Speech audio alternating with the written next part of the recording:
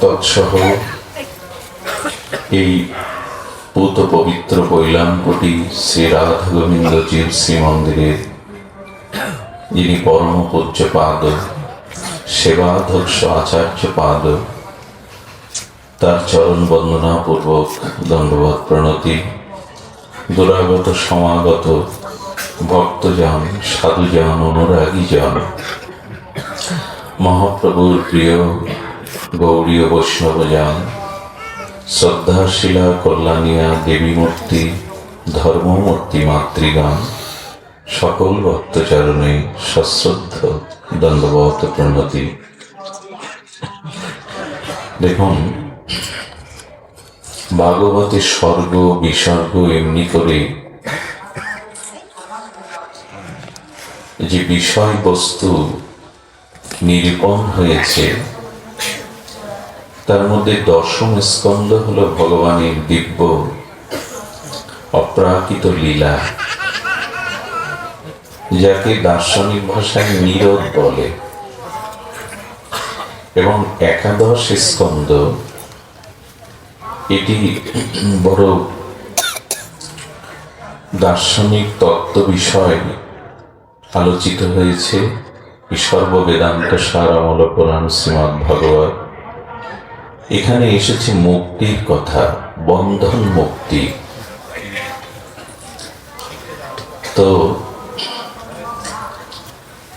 ভগবান বলেছেন, অনুগ্রহে ভূতানাং মানসিং তনু আশ্রিতং ভজতে তাদৃশী ক্রিয়া যা শ্রোত্রা তৎপর ভবেৎ। ভগবানের দিব্য ক্রিয়া অর্থাৎ লীলা শ্রবণ করো, যা শ্রোত্রা তৎপর ভবেৎ। খুব ব্যাকুলতার সহিত, তৎপরতার সহিত হরিকথা হরিলীলা শ্রবণ করো, যা শ্রোত্রা তৎপর ভবেৎ। এটি ভগবানের অনুগ্রহ। তো দশম স্কন্ধ ভগবানের এই দিব্যলীলা পেরিয়ে একাদশ স্কন্ধে এসে আমরা একটু মুক্তির কথা, বন্ধন মুক্তির কথা আমরা আজ আস্বাদনে ব্রতী হব। এই সর্ববেদান্ত সার অমল পুরাণ শ্রীমদ্ ভাগবত সম্পর্কে আমরা ভূমিকাতে দুটি কথা একটু জ্ঞাত হই। দেখুন, নিগম কল্পতরুর গলিতাম ফলাম। ভাগবত হল নিগম কল্পতরুর বিগলিত রসময় অমৃত ফল, সার, সর্ববেদান্ত সার। আমাদের বৈদিক সনাতন সভ্যতায়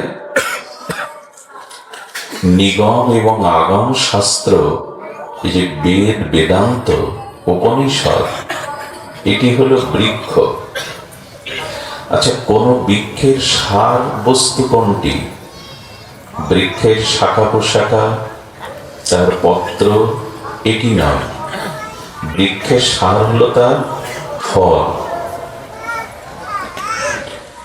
বৃক্ষের সারাৎসার হলো ফল। তো বেদ যদি বৃক্ষ হয়, যদি না, বেদ আমাদের বৃক্ষই। বৈদিক সনাতনে বৃক্ষ হলো বেদ। সেই বেদরূপ বৃক্ষের উপনিষদ রূপ শাখার পুরাণাদি পত্রের সারাৎসার বিগলিত রসময় ফল হলো ভাগবত। ভাগবত কিন্তু বেদ উপেক্ষা করে নাই, সর্ববেদান্ত সারকেই বলা হয় ভাগবত। যেমন বৃক্ষের সার হলো রসময় ফল। আচ্ছা, আম্রবৃক্ষ থেকেই তো অমৃত আস্বাদ্য পরিপক্ক রসালো আম পাবো, না বৃক্ষ ছাড়া আম পাবো? তেমনি বেদ ছাড়া কিন্তু ভাগবতের অস্তিত্ব থাকে না। কিন্তু আম্রবৃক্ষের পাতায়, তার শাখাতে, ডালপালাতে ফলের রস পাওয়া যাবে তো? পরিপক্ক রসময় অমৃত স্বাদ, আমের স্বাদ পাওয়া যাবে তো? অথচ বৃক্ষ থেকেই এই ফলের উৎপত্তি। তেমনি আমাদের বেদ হলেন আমাদের সনাতনের বৃক্ষ। এই বেদ বৃক্ষের বিগলিত রসময় আস্বাদ্য, কারণ রসময় পরিপক্ক কেন বলছি, রসময় না হলে এটি আস্বাদ্য হয় না। রসই হলো আস্বাদনের বিষয়। তাহলে ভাগবত কি জানলাম? বেদরূপ বৃক্ষের বিগলিত রসময় অমৃত ফলস্বরূপ হলো ভাগবত। নিগম কল্পতরুর গলিতং ফলম। দেখুন, ভাগবতকে সার বলা হচ্ছে এই জন্য, দুগ্ধের প্রতি বিন্দুতে পরমাণুতে ঘি আছে, কিন্তু দুগ্ধ যখন আমরা ব্যবহার করি, আহার করি, তখন ঘিয়ের স্বাদ পাই কি না? দুধ দিয়ে কি প্রদীপ জ্বালানো যাবে? যাবে না। তাহলে দুগ্ধরূপ তত্ত্বে সারাৎসার হলো ঘৃত, কিন্তু দুগ্ধের প্রতি পরমাণুতে বিন্দুতে ঘি তত্ত্ব নিহিত আছে। দুধটাকে দই করতে হবে অম্লযোগে, দইটাকে ঘোল করে মন্থন করতে হবে, মন্থন ক্রিয়ার দ্বারা উৎকৃষ্ট আস্বাদ কোমল মাখন উঠবে। সেই মাখনটা অল্প অগ্নি তাপে দিলে দেব আয়ু বর্ধনাম, দেব সাদ বর্ধনাম, দেবতাদেরও সাত বন্ধনকারী ঘৃত হবে। আর ঘৃত দিয়েই তখন প্রদীপ জ্বালানো যাবে। তেমনি বেদাদি শাস্ত্র হলো দুগ্ধ। দুগ্ধ ছাড়া কিন্তু ঘি পাওয়া, মাখন পাওয়া যাবে না। তত্ত্বত সমস্ত শাস্ত্রই হলো, বেদাদি নিখিল শাস্ত্র হলো দুগ্ধ, কিন্তু সেই দুগ্ধের উৎকৃষ্ট সারাৎসার হলো ভাগবত ঘৃত। আমরা তো ভাগবত শুনতে আসি, ভাগবত পাঠে আসি, ভাগবতটা কি এই বস্তুটি আগে আমাদের জানতে হবে। ভাগবত সার। আচ্ছা, ইক্ষুদণ্ড থেকে, ইক্ষুদণ্ডের মধ্যে তো রস বিদ্যমান আছে না, আখের মধ্যে ইক্ষুদণ্ড আখ দণ্ডের মধ্যে রস বর্তমান, কিন্তু ওই রসটা নিষ্কাশন করে মাড়াই করে রস করলেন, আর একটু সার হলো কিনা? ওই রসটা আবার প্রজ্বলিত, মানে জাল দিতে থাকলেন, জাল দিতে দিতে রসের মধ্যে যে হেয় পদার্থটা ওটা উপরে ভেসে উঠল, ওটা বাদ দিয়ে রসটা গাঢ় হতে হতে গুড় হলো। স্বাদ বাড়ছে কিনা, সার হচ্ছে কিনা? আচ্ছা, গুড়টা আরো বেশি জাল দিলে দানা পড়ে চিনি হয়ে গেল, চিনিটাকে আরো গাঢ় করে জাল দিলে মিশ্রি বা সীতা মিশ্রি হয়ে গেল। অর্থাৎ আখরূপ রসের সার হলো মিশ্রিতে, সীতা মিশ্রিতে। এখন সমস্ত বেদাদি শাস্ত্রের সার রসময় হলো ভাগবত। জয় শ্রী ভাগবত।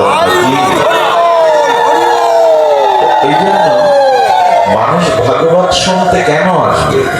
এটা নিখিল শাস্ত্রে শুধু সার নয়, এটি আস্বাদ্য রসময়, অমৃতময়। এর একটি বিন্দু কণা আমাদের কর্ণ প্রহার দিয়ে প্রবেশ করলে আমাদের হৃদয়ে প্রেম ভক্তি প্রবাহমান গঙ্গার ন্যায় উচ্ছ্বলিত হয়ে ওঠে, বিপ্রুট এক ফোঁটা। তো সেই ভাগবতে দেখুন, নিরোধ শব্দ কাকে বলে? চিত্ত এক জায়গায় স্থির হওয়া, চিত্ত মানে মন এক জায়গায় কেন্দ্রায়িত হওয়াকে বলে নিরোধ। তো দশম স্কন্ধ নিরোধ বলা হয়েছে। দার্শনিক পরিভাষা হলো, নিরোধ মানে চিত্ত বা মন এক জায়গায় স্থিত হওয়া, অন্য জায়গায় আর যাওয়ার উপায় নেই, তাকে বলে নিরোধ। তো পতঞ্জলি যোগ দর্শনে বলা হয়েছে যোগ ও চিত্তবৃত্তি নিরোধ। অষ্টাঙ্গ যোগের দ্বারা যোগীরা, ধ্যানীরা যৌগিক ক্রিয়া দ্বারা, অষ্টাঙ্গ যোগের দ্বারা মনকে নিরোধ করে। অষ্টাঙ্গ যোগ, আসন, প্রাণায়াম, ধ্যান, সবশেষ সমাধি, এর দ্বারা মনে একটি জায়গায় স্থিতি হয়। তো বেদে যোগ দর্শনে মনকে যেভাবে নিরোধ করার কথা বলেছে আমরা পারবো না। ওই যে রেচক, পুরক, কুম্ভক এক আসনে 3 ঘন্টা মেরুদণ্ড সোজা করে শান্তভাবে বসতে হবে, এর বলে আসন সিদ্ধি। সেটা আমার পক্ষে তো সম্ভব নয়, অনেকের পক্ষে সম্ভব। আসনে বসা সিদ্ধি নয় তো সমাধি, প্রথম সিঁড়িতেই পা রাখতে পারবো না তো সমাধি। এই জন্য যেভাবে যোগীরা চিত্তবৃত্তি নিরোধ করে আমাদের দ্বারা সম্ভব না, কিন্তু ভাগবত বলছেন ওইভাবে ধ্যান, ধারণা, আসন, সমাধি এটা করতে হবে না।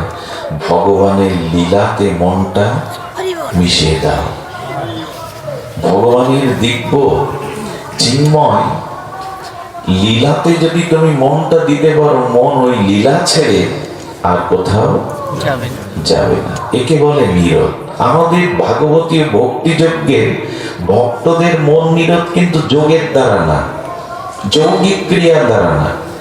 বিশুদ্ধ ভক্তমুখে ভগবানের দিব্য লীলা কথা শ্রবণ করো, যা শ্রোত্রা তৎপর ভাবে ভগবানের লীলার মধ্যে এমন এক দৈবী আকর্ষণ আছে, দিব্য চিন্ময় আস্বাদন আছে, মন আর অন্যদিকে যাবে না, জোর করে যেতে। যেমন দেখবেন এখানে হরি কথা হচ্ছে, এখানে কিন্তু মনটা অন্যদিকে যাওয়ার কোনো অবকাশ নেই।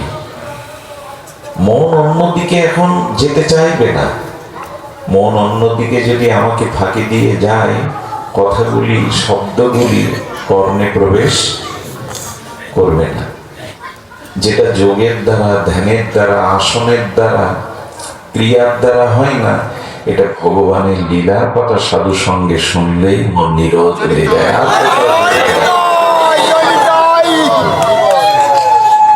এই জন্য ভগবানের লীলাতে মন যদি একবার স্থির হয়, মন আপনি অন্যখানে আর। এই জন্য তো গোপীরা ভগবানকে মন থেকে তাড়াতে চাইছেন। সবসময় ওদের মন প্রাণকে গ্রাস করেছে কৃষ্ণ ভাবনা, কৃষ্ণ লীলা। ওরা ভুলতে চেষ্টা করে কৃষ্ণকে। যোগীরা, মুনিরা আমরা কৃষ্ণকে হৃদয়ে বসাতে চেষ্টা করি ধ্যানের দ্বারা, চিন্তার দ্বারা, আর ওরা তাড়াতে চেষ্টা করে। রাধারানীর দশম দশায় যখন মৃত্যু পর্যন্ত, রাধারানীর তো মৃত্যু নয়, কিন্তু দশম বিরহ দশায় যখন মূর্ছিত হয়ে যান, নাসিকায় তুলো দিয়ে দেখেন প্রাণটা আছে কিনা রাধারানী।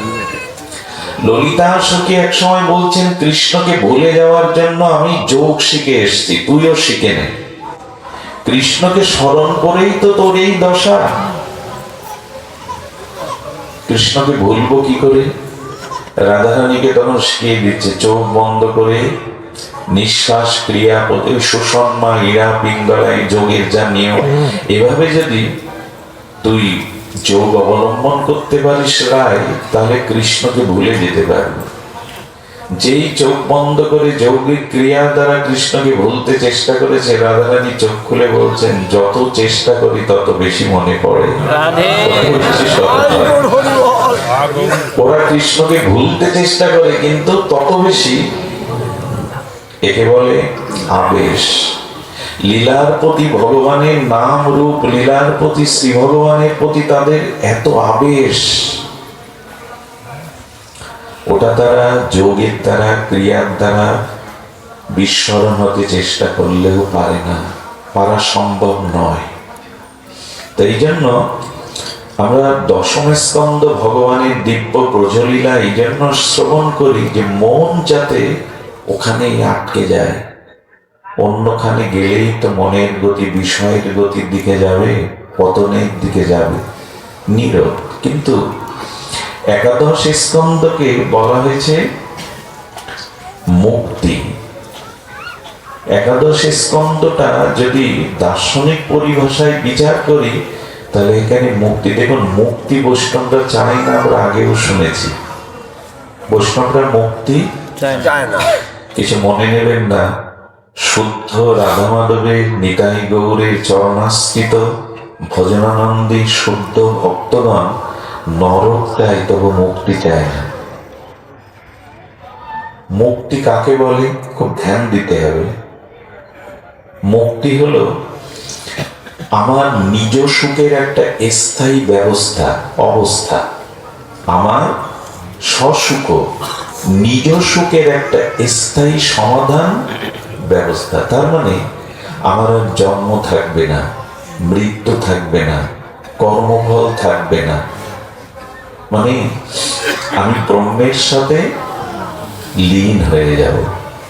একে বলে সাযুজ্য মুক্তি। কিন্তু ভক্ত বলছেন আমি নরক চাই।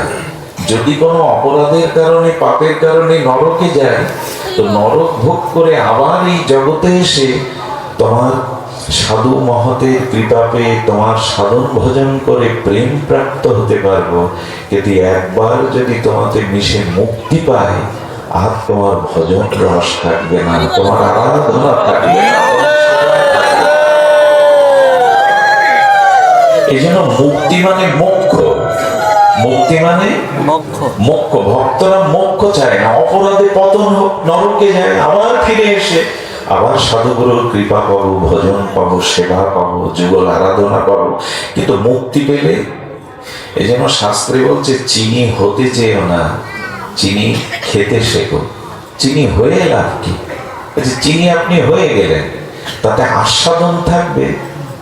চিনি আস্বাদন করার, আহার করার যে একটা মিষ্টতা, এটা চিনি হয়ে গেলে আর আস্বাদন থাকবে? তো মুক্তি পেয়ে গেলে সেবা থাকলো না, সঙ্গ থাকলো না, ভজন থাকলো না। ভক্ত বলছেন তার মধ্যে মোক্ষ বাঞ্ছা কৈতব প্রধান। কপটতার প্রধানত বিষয় হলো মুক্তি চাওয়া। কিন্তু আমরা মুক্তি নিয়ে আলোচনা করছি কেন?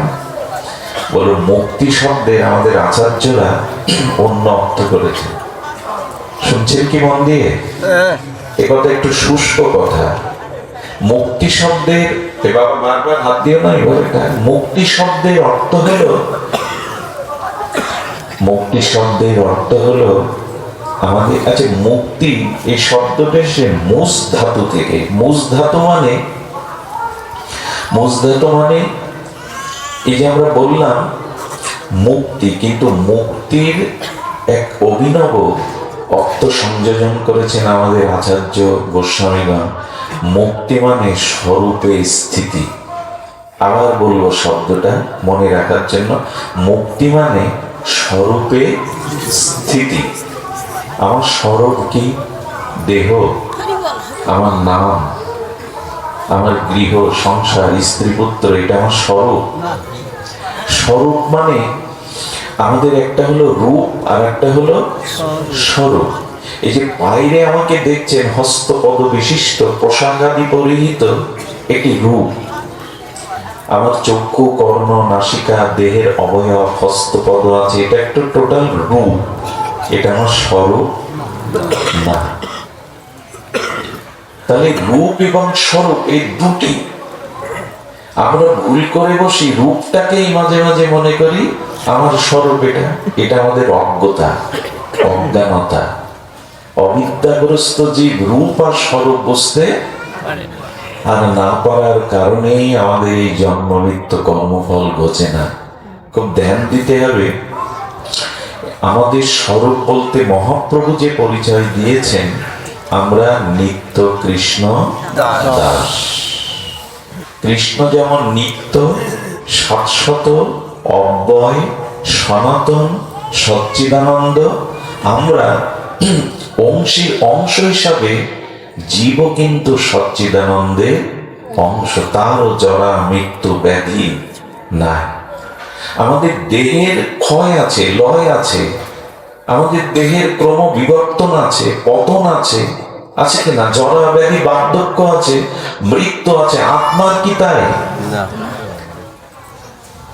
আত্মার মৃত্যু নাই। আত্মার জরা, ব্যাধি, ক্ষুধা, পিপাসা, এই ধর্ম আত্মাতে নাই। আমি কিন্তু দেহ নই। বারবার শুনতে হবে, আমি কিন্তু দেহ নই।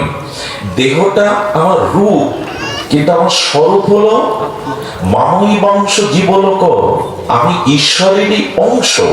আমি সচ্চিদানন্দ ঘন, অব্যয়, অজর, অমর, শাশ্বত, সনাতনের অংশ। আমার মৃত্যু, জরা, লয় এগুলি নাই। আমরা ভুলে গেছি। আমরা আমাদের স্বরূপকে ভুলে গেছি, কারণ মায়া আমাদেরকে আমাদের স্বরূপ ডেকে দিয়েছে। পর্দা দিলে যেমন ওপারের বস্তুকে এপার থেকে দেখা যায় না, এই সংসারের বহিরঙ্গ ত্রিগুণময়ী মায়া আমাদের স্বরূপ ডেকে দিয়েছে। মহাপ্রভু বললেন জীব নিত্য কৃষ্ণ দাস, এটাই আমাদের স্বরূপ। আমি বিষয়ের দাস নই, স্ত্রী পুত্রের দাস নই, আমি সংসারের মায়ার দাস নই, আমি গোবিন্দ দাস, কৃষ্ণ দাস। এই পরিচয়ের উপরে আর একটা পরিচয় আছে।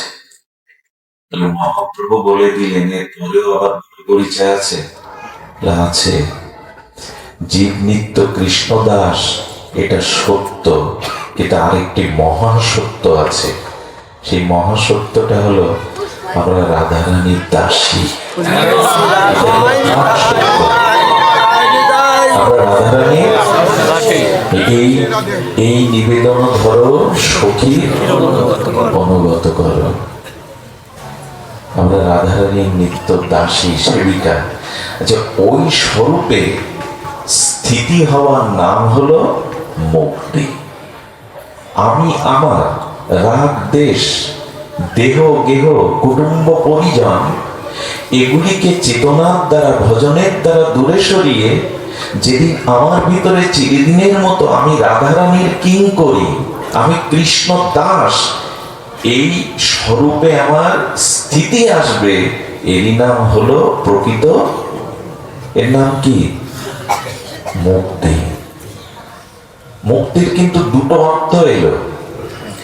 এক বেদের ভাষায়, উপনিষদের ভাষায় জন্ম মৃত্যু জরাব্যাধি থেকে দুঃখ হতে চিরস্থায়ী একটা সুখ, চিরস্থায়ী একটা ব্যবস্থা, এর নাম মোক্ষ বা মুক্তি। আর নিজের স্বরূপে ফিরে যাওয়া, এর নাম হলো, আমাদের দার্শনিকরা বলছেন এটাই হলো প্রকৃত মুক্তি। আমাদের স্বরূপে ফিরে যাওয়া, এটাই তো হচ্ছে না। সারা জীবন তো বাইরের পরিচয় দিয়ে গেলাম, স্বরূপের পরিচয় জানলাম না। আচ্ছা, কোন রাজার ছেলেকে, রাজ পরিবারের রাজপুত্র, সেই রাজার ছেলেকে যদি কেউ চুরি করে হরণ করে নিয়ে যায় আতুর ঘর হতে, মায়ের কোল থেকে, তো যে চোর নিয়ে গেছে সেই চোরের তাদের কৃষ্টি সংস্কার কালচার বড় নিচু, অখাদ্য কুখাদ্য অপরিচ্ছন্ন পরিবেশে যখন ছেলেটা বড় হতে থাকে, ওদের রূপের সাথে মিলবে তো? ওদের যে রূপ রাজার ছেলের রূপের সাথে মিলবে? ওদের খাদ্যাখাদ্য ব্যবহার রুচির সাথে মিলবে? ওর কোথায় যেন মনে হবে এগুলি ঠিক আমার ভালো লাগে না।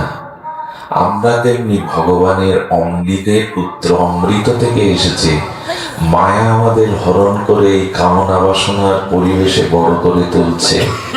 আমাদেরও মন মাঝে মাঝে কিন্তু মনে হয় এটা আমার জায়গা নয়, এখানে আমি প্রকৃত শান্তি পাচ্ছি না। এখন কোন ত্রিকালজ্ঞ যোগী সাধু মহাত্মা যদি ভিক্ষার ছলে পরিভ্রমণ করতে করতে একদিন ওই ছেলেটাকে কোলে নিয়ে বলে, তোর এখানে ভালো লাগে? বলে, আছি এখানে, কিন্তু আমার মন যেন এখানে বসে না। সাধু তখন বলে, তুই রাজপুত্র, তুই এদের কেউ না। তোর পিতা আছে, মাতা আছে, তোর নিজ আলয় আছে, তুই রাজপুত্র, এদের মতো বেকারি না। বলে, এই জন্য তো আমার এখানে মন চায় না, এদের সাথে মেশে না। সাধু তখন বললেন, আমি তোর বাবার নামটা দিয়ে যাচ্ছি, মাঝে মাঝে স্মরণ করলে শান্তি পাবে। ওই নাম স্মরণ করতে করতে সাধু পুনরায় আসে গোপনে।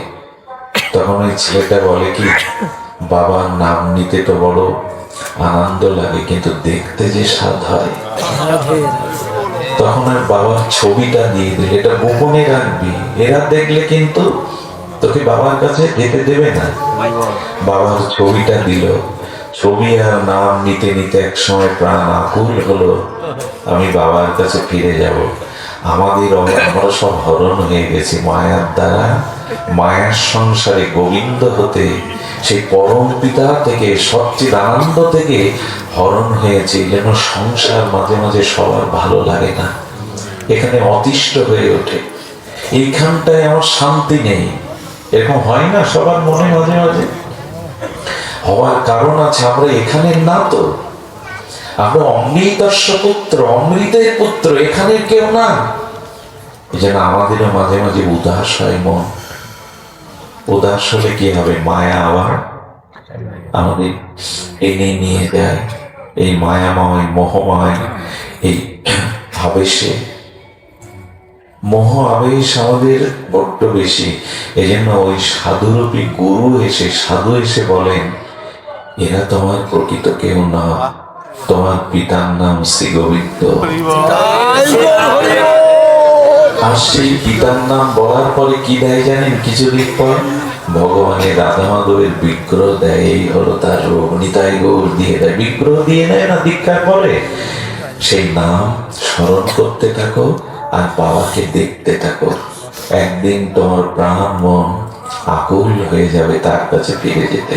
এই তার কাছে ফিরে গিয়ে তার চরণে নিত্য সেবাতে স্বরূপে স্থিতি হওয়ার নাম হলো কি? মুক্তি। আমরা মুক্তি অর্থ কিন্তু দুরকম সামনে উপস্থাপন করলাম। কখনো যেন নিজের জন্ম মৃত্যু জরাব্যাধি থেকে স্থায়ী সুখ ব্যবস্থা, এই মুক্তি যেন না চায়। এই মুক্তি গৌরীয় ভক্তগণ চাননি। এই জন্য তো এখানে বলেছে, দেখো, পুত্র দ্বারা আত্মবন্ধনাং সঙ্গম পান্ত সঙ্গম। ভাগবতের শব্দ দেখুন, সার বলেছি তো, সার তো হতেই হবে, সারাৎসার। অনুগেহং বয়ন্ত স্বপ্ন নিদ্রা অনুগ যথা। আহা, এখানে পদকর্তা বলছেন, এই যে স্ত্রী পুত্র আত্মীয় স্বজন গুরুজনের সঙ্গে পরিচিতি, সেটা যেন পান্তশালার যাত্রীদের মতো। তীর্থে গিয়েছি, পথশ্রান্ত হয়ে একটা তীর্থের আলায়ে কোন ধর্মশালাতে বিশ্রাম নিয়েছে। ওই বিশ্রামে অনেকের সাথে পরিচয় হলো, কথাবার্তা হলো, আপনত্ব প্রকাশ হলো। তেমনি স্ত্রী পুত্র বন্ধু কুটুম্ব এই সংসারে পান্তশালার ন্যায় ক্ষণিকের পরিচয়। এ তো শুনেছি আমরা। হ্যাঁ, তো ওই ক্ষণিকের পরিচয় আটকে থাকে না, পান্তশালা থেকে নিজের লক্ষ্যপথে চলে যায়। এটা কেমন জানেন? স্বপ্নের মতো। স্বপ্ন ভঙ্গের পরে স্বপ্ন কি আর থাকে? যে স্বপ্নটা দেখছিলাম, স্বপ্ন দেখবার সময় এটা সত্য মনে হয়েছিল, কিন্তু স্বপ্ন ভঙ্গের পরে, যেদিন গুরু কৃপায় তোমার দিব্য চেতনা হবে, জ্ঞান হবে, সেদিন জানবে সংসার স্বপ্ন সম। কিছুদিনের এখানে পান্তশালাতে আমরা থাকতে এসেছি। তবে একটা কথা বলি, মুক্তি শব্দটা কখন আসে? যখন বিপরীতে বন্ধন শব্দটা আসে। মুক্তি কে চায়? খুব ধ্যান দিয়ে শুনছেন তো? এত রাত জেগে, এত শীতার্ত রজনীতে কষ্ট করে আমি বড্ড শুষ্ক কথা বলে ফেলছি, যদিও এই কথাতে আগ্রহ রুচি আসাটা উচিত। কারণ বন্ধন শব্দটা তখনই আসবে, এই মুক্তি শব্দটা তখনই আসবে যখন বিপরীতে বন্ধন থাকবে। বন্ধন ছাড়া মুক্ত হওয়ার ইচ্ছা জাগে কি? আর আমাকে তো বাধেই নি, তা আমি মুক্তি কি চাবো? তার মানে স্বীকার করতে হবে আমাদের কোথাও না কোথাও বন্ধন আছে। দেখবেন, বিরহ শব্দটা মিলন না হলে বিরহ শব্দটা আসবে কি? দিন রাত্রি, শীত গ্রীষ্ম, সুখ দুঃখ, এগুলো সব বিপরীত শব্দ। একটা আসলে আর একটা আসবে। কারণ যার মিলনই হয়নি তার বিরহ আসবে কি? না। তো যার বন্ধন নেই তার আবার মুক্তি কি? তার মানে এখন প্রশ্ন এসে আমাদের সামনে হাজির হচ্ছে, মুক্তি তখনই চাইবো যখনই আমাদের একটা বন্ধনকে আমরা স্বীকার করবো। যে আচ্ছা, আপনারা কি কেউ বলতে পারবেন আপনারা মুক্ত? কোন বন্ধনে আপনারা আবদ্ধ নন? এই কথা বলতে, যদি বলতাম তাহলে নিত্য লীলাতে চলে যেতাম। নিত্য বিহার বিহারিণী নিত্য যেখানে লীলা করছে, সেই নিত্য ধাম গতি হয়ে যেত। আমাদের বন্ধন আছে তাই। কিন্তু লক্ষ্য করবেন পৃথিবীর কোনো জীব, কোনো প্রাণী বন্ধন চায় না, কারণ বন্ধনে পরাধীনতা আছে, বন্ধনে প্রকৃত সুখ নাই। বন্ধনে সুখ আছে, আবদ্ধতে কখনো সুখ নেই। এই জন্য আমরা মুক্তি চাই। বন্ধন কারো কখনো আনন্দের হতে পারে না। বন্ধন দশা থেকে সকলেই মুক্ত হতে চায়। এই জন্য মুক্তি সব দেখুন, বন্ধন বন্ধন বলছে, এই বন্ধনটা কিন্তু বাইরে রঞ্জু দিয়ে বাঁধা। আপনাকে আমাকে কেউ রঞ্জু দিয়ে বেঁধেছে নাকি? আসলে বন্ধনটা ভেতরের মোহ, মায়া, বাসনা, এই দিয়ে আমাদের ভেতরটা বাধা। এটা কাটা যায় না। এক সমান সুতো দিয়ে তৈরি জাল ছিঁড়তে পারেন, কিন্তু সংসারের যে মোহ, এই যে মোহের বন্ধন, মায়ার বন্ধন, এটা ছেড়া অনেক সময় ব্রহ্মার পক্ষেও সম্ভব না। আপনি আমি তো বঞ্চার, ব্রহ্মার পক্ষেও সম্ভব না।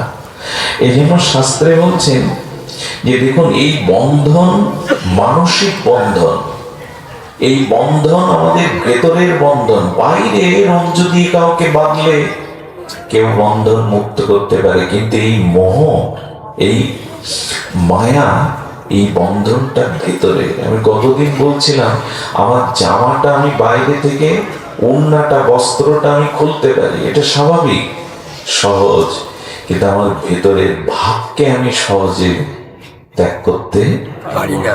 গায়ের জামাটা ত্যাগ করা সহজ, ভেতরের ভাব, অহংকার, এগুলি ত্যাগ করা, ওটা তো ভেতরে, ওটা ত্যাগ করা সহজ নয়। তেমন বন্ধনটা আমাদের বাইরে না, ভেতরে।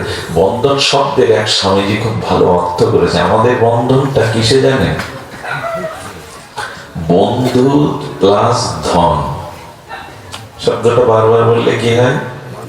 বন্ধু প্লাস ধন, বন্ধন।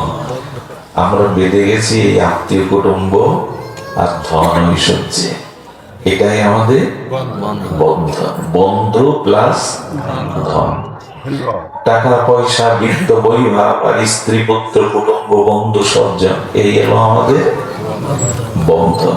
তো বন্ধন কারো প্রিয় লাগে না, বন্ধন কারো প্রিয় লাগে না। পরমহংসদেব বলতেন, ধীবররা যখন জাল ফেলে না, যেখানে নদী আছে, পুষ্করণী আছে, তো কিছু মাছ আগের থেকে বুদ্ধিমান গভীর জলে বুঝতে পেরে জাল ফেলার সাথে সাথে লাফ দিয়ে অন্যখানে ওদের ধরা যায় না। কিছু মাছ আছে দেখবেন, ওর মধ্যে আটকা পড়ে ছটপটানি শুরু করে, লাফালাফি শুরু করে, আর এই লাফালাফি চেষ্টাতে কেউ না কেউ জাল ছিঁড়েও বেরিয়ে যায়। আর কিছু মাছ আছে, ওরা চাপতে বসে থাকে, সুখেই আছি, ভালোই তো আছি। ভালো থাকার উপরে তুললে কি হয় তা আপনারা জানেন, খাড়ার মধ্যে পুরে এবার কেটে কুটে যা যা পরিণতি হয় তা জানেন। তো পরমহংসদেব বললেন, যারা সদ্গুরুর কৃপা পেয়েছে, যারা বিশেষ সাধু সঙ্গ পেয়েছে, এই মায়ার জাল যখন ভগবান এই জগতে মায়া দিয়ে সৃষ্টি, জগৎ সৃষ্টি করেছেন, কেউ কেউ আছে যারা এই মায়ার জালে আটকায় না, মুক্ত হয়ে চলে যায়। আর কিছু জীব আছে যারা মায়ার জালে আটকে গেছে, এরা সাধু সঙ্গ, হরিনাম, ভজন সাধন করে ছটফট করে বেরোবার জন্য কবে মুক্ত হবে। আপনারা কিন্তু ছটফট করে এসেছেন, এখন এত পথ আসতে একটু সংসার, স্ত্রী, পুত্র, দেহ সুখটা শিখতে হয়েছে, না হলে এখানে কেউ আসতে পারেননি। এখানে এসে কিছুটা ছটপট হয় মনে, কবে এই বন্ধন মুক্ত হবো। আর আমার মতো মাগি শোষণ জালে আটকে আছে, বেশ আছে, খাওয়া দাওয়া ভোগ বিলাসে বেশ আছে। আরেকটি জিনিস লক্ষ্য করবেন, জাল যখন ধীবর নিক্ষেপ করে, একটা জায়গার মাছ কোনোদিনই তার জালে আটকা পড়বে না, তারা মুক্ত থাকবে। আচ্ছা, ধীবর যখন জাল নিক্ষেপ করে, তার একেবারে চরণের বা পায়ের নিকটে জাল পড়ে কিনা একটু দূরে গিয়ে পড়ে? কিছু কিছু বুদ্ধিমান মাছ আছে, যে জাল ফেলছে তার পায়ের কাছে থাকলে কোনো জন্মেই আর ওই জালে আটকাবে না। শ্রী গুরু গোবিন্দের চরণে যারা পড়ে আছে তাদের বাধা যাবে না। শ্রী গুরু চরণাশ্রয় ভগবানের চরণে যারা আছে, জাল কি করবে? জাল তার পায়ের কাছে পড়ে না, একটু দূরে গিয়ে। গোবিন্দ যেন বললেন, আমি মায়ার জাল ফেলেছি, কিন্তু আমার চরণাশ্রয় করে যে জীব আছে তাকেই জাল আটকাতে। এখানে যারা এসছেন দেখবেন এখন মায়া কাজ করবে, মায়া আমাদের কাজ করবে না। এই জন্য এই যে আমি আমার, রাগ দেশ, এগুলি হলো বন্ধন। আমি আমার, আমি আমার, রাগ দেশ, এগুলি হলো আমাদের এই বন্ধন। আচ্ছা, বন্ধনটা সেই ইচ্ছা থেকে, খুব ধ্যান দিয়ে শুনুন। আমি খুব দার্শনিক বিচার, মানে আমি মোক্ষ নিয়ে, মুক্তি নিয়ে কথা বলছি, তো কথাগুলি এরকমই, সহজ করে বলা যায় না, তবু চেষ্টা করছি। আমি তো ঘোর মূর্খ, তো সে কারণে সহজ করে আমিও বুঝবার চেষ্টা করছি। আমরা সহজ করে সহজ জিনিসটা নিতে পারলেই হলো। অত সংস্কৃতি, অত বেশি দার্শনিক বিচার আমার সামর্থ্যও নেই, যোগ্যতাও নেই, সাধনাও নেই। আসুন আমরা সহজ করে শুনো। বন্ধনটা ইচ্ছা থেকে আসে। কিসে থেকে? ইচ্ছা থেকে। এটা চাই, ওটা চাই, ইচ্ছা। তো ইচ্ছাটা একটু সাধু ভাষায় বললে বাসনা। তো বাসনা বা ইচ্ছায়, আমাদের ইচ্ছা দুই প্রকার, একটু ধ্যান দিয়ে শুনতে বলছি, খুব সার কথা। ইচ্ছাটা আমাদের দুই প্রকার, একটা হলো স্বাভাবিক ইচ্ছা, নিত্য বা স্বাভাবিক ইচ্ছা, আর একটা হলো নৈমিত্তিক ইচ্ছা। খুব ধ্যান দিয়ে শুনতে হবে। আমরা নতুন কিছু পথ চলার প্রেরণা পাবো এর থেকে। অন্ধকারের পথে কিছুটা আলো বর্তিকা পাবো, যাতে পথ, অন্ধকারের পথ নির্বিঘ্নে চলতে পারি। সেই পাঁচটি হলো আমাদের স্বাভাবিক ইচ্ছা। কটি? পাঁচটি। স্বাভাবিক বলছি কেন জানেন? জন্মের সাথে সাথে ইচ্ছাগুলো আমাদের মধ্যে স্বাভাবিকভাবে থেকে যায়। আর কিছু ইচ্ছা নৈমিত্তিক, যেটা বাইরে থেকে পরবর্তীতে জন্মের পরে এসে উদয় হয়, হাজির হয়। তো প্রথমে আমাদের মধ্যে যে স্বাভাবিক ইচ্ছা, জন্মগতভাবে স্বাভাবিক ইচ্ছা পাঁচ প্রকার। তার মধ্যে প্রথমটি হলো সবাই সুখী হতে চায়। আপত্তি আছে কারণ? সব প্রাণীর একটা ভেতরের ইচ্ছা হলো আমি সুখী হতে চাই, দুঃখের ভার কেউ বইতে চায় না। এমনকি লক্ষ্য করবেন, সুখ যখন আমাদের জীবনে আসে, তখন সুখটা যাতে চিরস্থায়ী হয় এটা আমরা মনে করি, যাতে দুঃখ এসে প্রবেশ না করে। সুখের মধ্যে দুঃখের প্রবেশ কেউ চান? সুখে আছি, এর মধ্যে দুঃখ আবার প্রবেশ করুন। এই জন্য আমাদের চিরকালীন একটা স্বাভাবিক ইচ্ছা, জন্ম থেকেই স্বাভাবিক ইচ্ছা সুখী হতে চাই, সুখ চাই। আর জন্ম থেকে দেখবেন কেউ কারোর অধীনস্থ হতে চায় না, সবসময় মুক্ত থাকতে চায়। এই জন্য দেখবেন যারা চাকরি করে, বসের সামনে বেশিক্ষণ দাঁড়াতে মন চায় না। কেন বলুন তো? মুখ নিচু করেই থাকতে হয়, তো সার করতে হয়, হ্যাঁ হ্যাঁ করতে হয়। এই জন্য বেশিক্ষণ বসের টেবিলের সামনে দাঁড়াতে চায় না, মুক্তি চায় সবাই। কেউ কারো অধীনস্থ এটা থাকতে চায় না। তার মানে মুক্তির বাসনাটা আমাদের স্বাভাবিক, নেই তা নয়। কেউ কারোর আনুগত্য মেনে নিতে চায় না, কেউ কারোর আনুগত্য, মানে ওই যে বন্ধন, মানে হ্যাঁ, যে জন্ম থেকে স্বাভাবিক আমরা মুক্তি যেন চাই, বন্ধনে আবদ্ধ চাই না। এই জন্য এগুলি কিন্তু স্বাভাবিক ইচ্ছা, সকলের মধ্যে শত স্বাভাবিকভাবে এটা হয়। আরেকটি ইচ্ছা দেখবেন, সকলে বড় হতে চায়। কেউ ছোট থাকতে চায় না।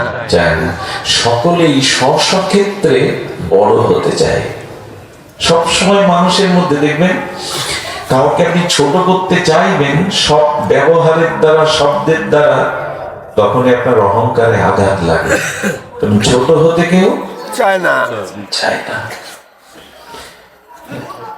এগুলো খুব মার্মিক বিষয়, যে দেখবেন সবাই সুখ চায়, কেউ বন্ধন বা কারো আন্ডারে থাকতে চায় না, আর সকলেই বড় হতে চায়। কারণ নাল্পে সুখমস্তি, অল্পের মধ্যে, ছোটর মধ্যে সুখ নাই, স্বাধীনতা নাই। আমি পূর্বে বলেছি, ছোট একটা জলের পাত্রে ছোট একটা মাছ রেখে দেয়, অক্সিজেনের অভাবে কিছুক্ষণ পর ছটফট করবে। ও তখন বলবে, আমাকে একটু পুষ্করণীতে দিয়ে দাও হে বিধাতা, আমার তো বাঁচার স্বাদ আছে, আমাকে একটু করে দিয়ে দাও। কূপটা তো বৈশাখ মাসে, চৈত্র মাসে শুকায়, আবার সেই জলের অভাব, আবার সেই ছটপট করা। তখন বলছে একটু খাল বিলে দিয়ে দেবে, খাল বিলও তো বৈশাখ জ্যৈষ্ঠে শুকায়। বলছি না, অল্পতে তো সুখ নাই, সুখ পাচ্ছি না। তখনই ও বলবে, আমাকে নদীতে দিয়ে, যেন নদীও তো মারা যাচ্ছে। সর্বশেষ বলবে, প্রভু যত অল্প জায়গায় তত দেখি সমস্যা, তুমি একেবারে আটলান্টিক বা বঙ্গোপসাগরে, ভারত মহাসাগরে দিয়ে ওইখানে আমার জলের অভাব। এই জন্য ছোট ছোট স্থান, ছোট থেকেও শান্তি পায় না। এই জন্য সবাই বড় হতে চায়, এবং আমাদের চাওয়াটাও তাই, আমরা বড় হতে চাই। কটা হলো সুখের ইচ্ছা আর বন্ধন মুক্তি ইচ্ছা, আর একটি হলো বড় হওয়ার ইচ্ছা। আরেকটি জিনিস চায় মানুষ, অমৃত চায়, বিষ কেউ চায় না। পিপিলিকার সামনে আপনি বালি আর চিনি মিশিয়ে দেবে, কি চাইবে? একটি বিষের বিন্দু আর মধুর বিন্দু দিয়ে দেবেন, কিসে গিয়ে পড়বে? সবাই অমৃত চায়। অমৃত মানে কি জানেন? আস্বাদন চাই।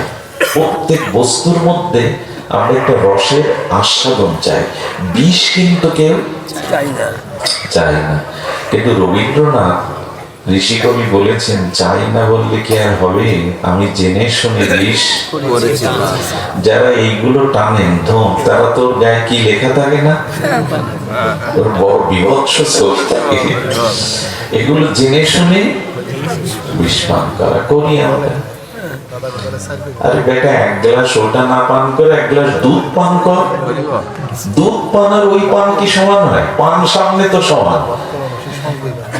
একটা থালাতে যদি পান সামনে দুটোই সমান, দুগ্ধ পান আর মদ্য পান, পান সামনে দুটোই তরল বস্তু পান করতে হয়, দুটো পান কি এক হয়? অমৃত চাই। আমি কত কি যে খাই, ভস্য আর ছাই, তব নামামৃত চাই। কত কি যে খাই, ভস্য আর খেয়ে গেলাম, তোমার নামামৃত, তোমার কথামৃত আমি চাইলাম। কত মানুষ আছে পাশে অনুষ্ঠান ঘুমিয়ে থাকে, বারবার ঘুমিয়ে, অমৃত চায় না। সারা জীবন যা পান করলাম সেগুলো শান্তি দেয়নি। ওই ভোগ রোগ এসে দেখা দিয়েছে, বিতৃষ্ণা এসে দেখা দিয়েছে, ক্লান্তি দেখা দিয়েছে। আচ্ছা, কেউ যদি বলে আমি সারাদিন আজ রেগে থাকবো 24 ঘন্টা, পারবেন? মারা যাবেন, স্ট্রোক হয়ে মারা যাবেন। কিন্তু কেউ যদি বলে আজ আমি প্রেমে 24 ঘন্টা কাটাবো, পারবেন? পারবেন। অমৃত বিষে বেশিক্ষণ টিকে থাকা যায় না, অমৃতেই টিকে থাকা যায়। যদি কেউ বলে আমার খেতে ভালো লাগে, 24 ঘন্টা খেতে পারবে, কিন্তু 24 ঘন্টা না খেয়ে থাকতে পারবে। একাদশীর দিন এলে তো সদর বলে চাকরি ঝামেলা মিটল, খাওয়ার ঝামেলা নাই, বসে বসে ভগবানের ঝামেলা মিটল একটা। আমাদের তো দুপুর হতেই রান্ধনশালার দিকে নজর যায়। একাদশী আসতে পারলো না শুনে পারণ কটায়, কেন কেন জিজ্ঞাসা, পারণ কটায়? একাদশীর দিন কি ভজন করবে এসব কথা নেই। দাদা মহারাজ কি খেতে হয়, খাওয়ার প্রশ্নটাই আগে, খাওয়ার প্রশ্নটাই। আমরা জেনে শুনেই বিষ পান করে চলেছি, জানি এটা বিষ, তারপরও পান করে, তবু সেটা পান করছি। এই জন্য মানুষের ভেতরে একটা অমৃতের চাওয়া আছে। এই কুম্ভে যাচ্ছে কেন জানেন? এত কোটি মানুষ, এত লক্ষ মানুষ, কোটি মানুষ যাচ্ছে কেন জানেন? কুম্ভ হলো ওখানে স্নানের দ্বারা আমরা অমৃত, গঙ্গা যমুনা সরস্বতী ত্রিবেণী সঙ্গমে এখানে আমরা সেই কুম্ভে অমৃত পাবো। স্নানের দ্বারা ওখানে অমৃত পাবো। তবে আমাদের দেহটাও কুম্ভ, কুম্ভ মানে পাত্র, আমাদের দেহ কুম্ভ। যারা আমরা কুম্ভে যেতে পারিনি তাদেরও একটা উপায় আছে, সাধু সঙ্গ হরি কথাতে ডুব দাও। এখানে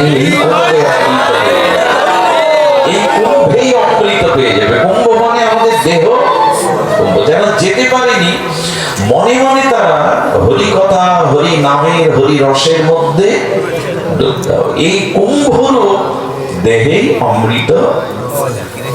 একটা কথা বলি, কুম্ভে ত্রিবেণী সঙ্গমে ডুব দিলেই আপনি অমৃত পাবেন এমন কোন কথা, কিন্তু প্রকৃত সাধু সঙ্গে যদি হরি কথা নামে ডুব দিতে পারেন এখানে অমৃত অবশ্যই পাবেন। ভাগবত অমৃত ভান্ডার। এই জন্য যারা যেতে পারেনি আমরা, তারা সাধু সঙ্গে দেহ কুম্ভে আমরা অমৃতটা ভরে। তাহলে আমরা বলছিলাম কি যে সকলে অমৃত চাই, বিষ কেহ চাই না। চারটি হলো। আরেকটি কি জানেন? স্বাভাবিক ইচ্ছার মধ্যে আরেকটি ইচ্ছা হলো মানুষ সুরক্ষা চায়। মানুষ সর্বদা নিজের সুরক্ষা চায়। সুরক্ষা চায় কি না? আমরা সারাটি জীবন আমরা সুরক্ষা চাই। এই পাঁচটি ইচ্ছা আমাদের, যারা বলে আমি ভগবান মানি না, ভজন সাধন মানি না, তাদের কাছে গিয়েও দেখবেন নাস্তিক বা আস্তিক সকলের মধ্যে এই পাঁচটা ইচ্ছা আছে। আর এই পাঁচটা ইচ্ছা মানেই ভগবানকে চাই। তিনি ছাড়া কে দিতে পারে? এই পৃথিবীতে কেউ কারো সুরক্ষা দিতে পারেন, একমাত্র ভগবানই পারেন সুরক্ষা দিতে। ভগবানের কাছে আছে, অমৃত নাই। সুখ একমাত্র কৃষ্ণ দিতে পারে, অন্য কেউ সুখ দেওয়ার ক্ষমতা নাই। অমৃত ভগবান, ভগবান অমৃতময়, তাই অমৃত।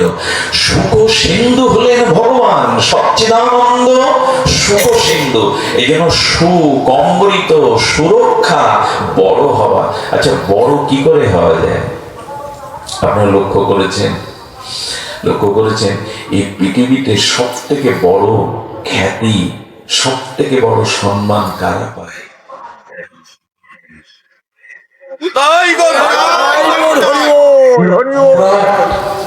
একজন ইতিহাসবিদ, তারাও মাঝে মাঝে জগৎ থেকে ইতিহাস কখনো কখনো তাদের ধিক্কার দেয়, ইতিহাসের থেকে তাদেরও মুছে ফেলা হয়। কিন্তু ভক্তকে, প্রহ্লাদকে মুছে ফেলতে পারবেন? ধ্রুবকে মুছে ফেলতে পারবেন? পারবেন না। 70 বছর বয়সে আর বিনা পুঁজিতে, তেমন টাকা কড়ি ছিল না, এই ভক্তি বেদান্ত স্বামী প্রভুপাদ আমেরিকায় গিয়েছিলেন 70 বছর বয়সে। পার্কে বসে খোল নিয়ে 3 ঘন্টা কীর্তন করতেন, কাছে কিছু নেই। সেই 70 বছরের বৃদ্ধ বগাক্রান্ত স্থূল ভগবান আমেরিকাকে নাড়িয়ে দিল, বিশ্বকে নাড়িয়ে দিল। কোন প্রেসিডেন্টের দ্বারা এটা সম্ভব? প্রভুপাদ ইসকন সোসাইটি সৃষ্টি করে সারা পৃথিবীতে যেটা প্রচার করলেন, এটা কোন বিশ্ব নেতৃত্বের দ্বারা সম্ভব? তারা তো আজকে রাজা আছে, কালকে তাদের ঠিকানা নেই। এই জন্য বলছেন বড় হওয়ার স্বাদ সকলেই, তো বড় কখন হবে?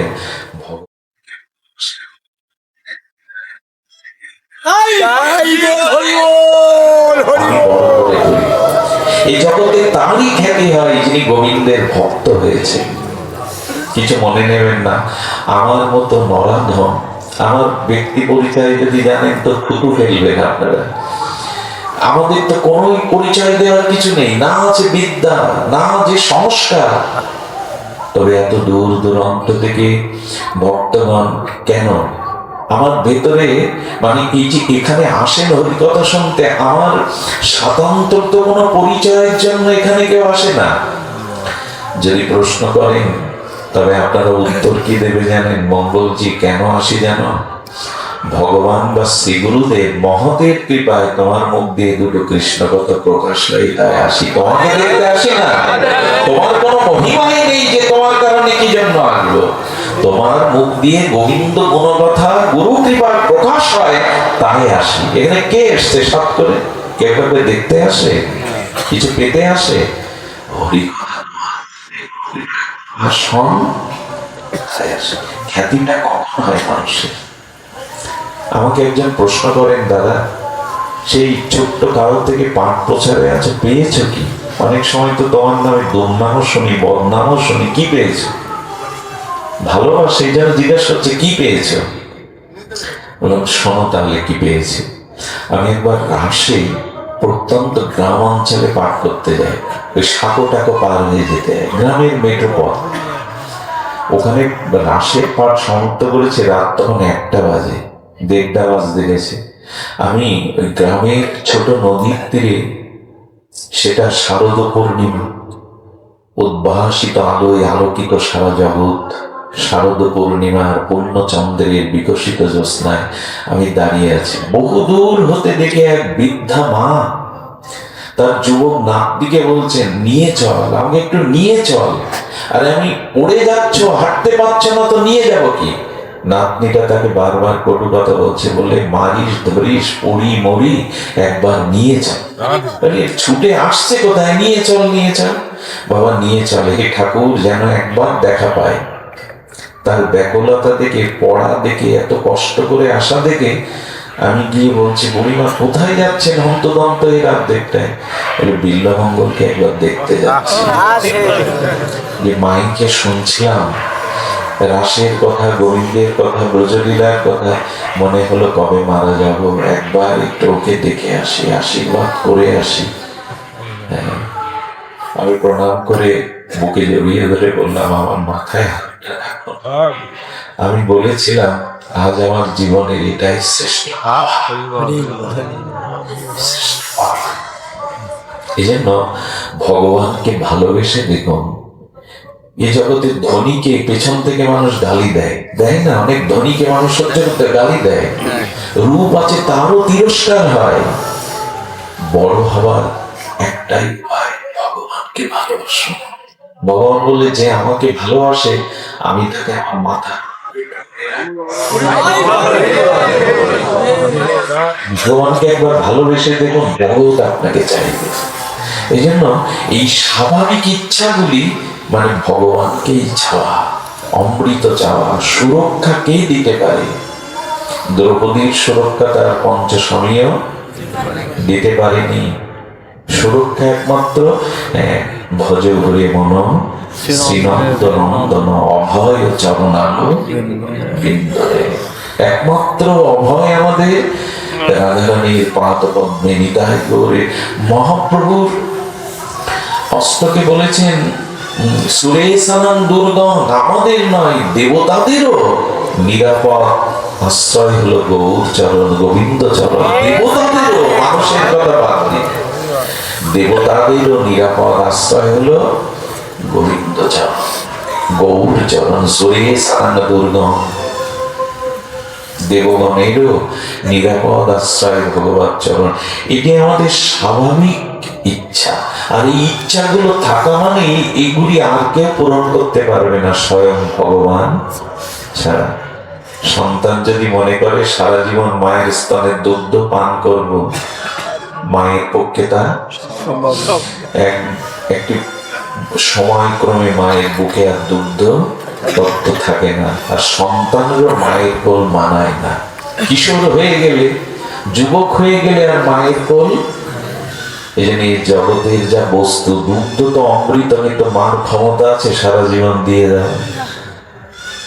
কিন্তু ভগবান হলেন অমৃতের সিন্ধু, আনন্দের সিন্ধু, সুখ সিন্ধু। এই জন্য এই ইচ্ছাগুলি সাকার হয় ভগবানকে চাইলে। ভেবে দেখুন তো, চাওয়া কি উচিত আমাদের? এগুলি তো আমাদের ভেতরের চাওয়া। হ্যাঁ, আমরা বন্ধন মুক্তির কথা বলেছি। এই জন্য পুত্রকে ত্যাগ করে এই বৃহৎ ভগবানকে ভালোবাসা, ভগবানকে চাওয়াটাই হলো বন্ধন মুক্তির উপায়। আচ্ছা, দ্বিতীয় হলো নৈমিত্তিক ইচ্ছা কোনটি? এটা এখন আমাদের একটু মন দিয়ে শুনতে হবে। নৈমিত্তিক ইচ্ছা কি জানেন? যেটা জন্ম থেকে স্বাভাবিক না, এই জগতে এসে জন্মাবার পরে এসেছি। আচ্ছা, 200 বছর আগে কারো প্রাইভেট কারের ইচ্ছা জেগেছিল? জানিনি। এখন লোকের দেখে আর মনে করে আমার কবে হবে। এগুলো নৈমিত্তিক ইচ্ছা। 5 তলা বাড়ি দেখলে মনে হয় এটা আমার কবে। এগুলো সব।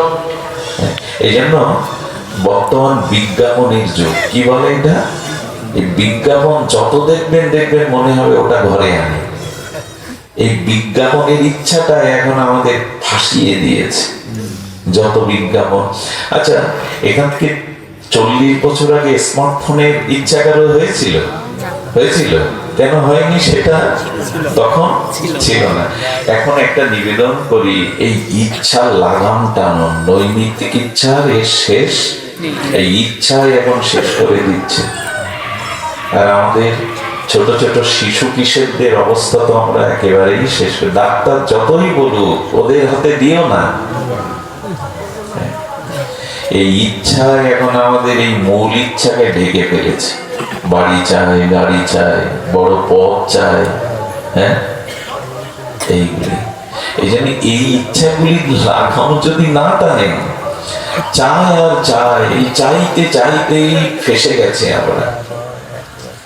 না হলে জীবন চলবে না। বৃন্দাবনের সাধুদের গিয়ে দেখুন, দেখেও না, ওদের হাতে ওগুলো নেই। একটা জিনিস বলি, এখন বিজ্ঞানের এই উৎকর্ষ, এই বিজ্ঞানের যুগ থেকে আমরা পিছিয়ে যেতে, স্মার্টফোন থাকুক, কিন্তু এগুলির ব্যবহার একটু নিয়ন্ত্রণ না হলে কিন্তু আগামী 1 দশকে মানব সভ্যতা ধসে পড়বে।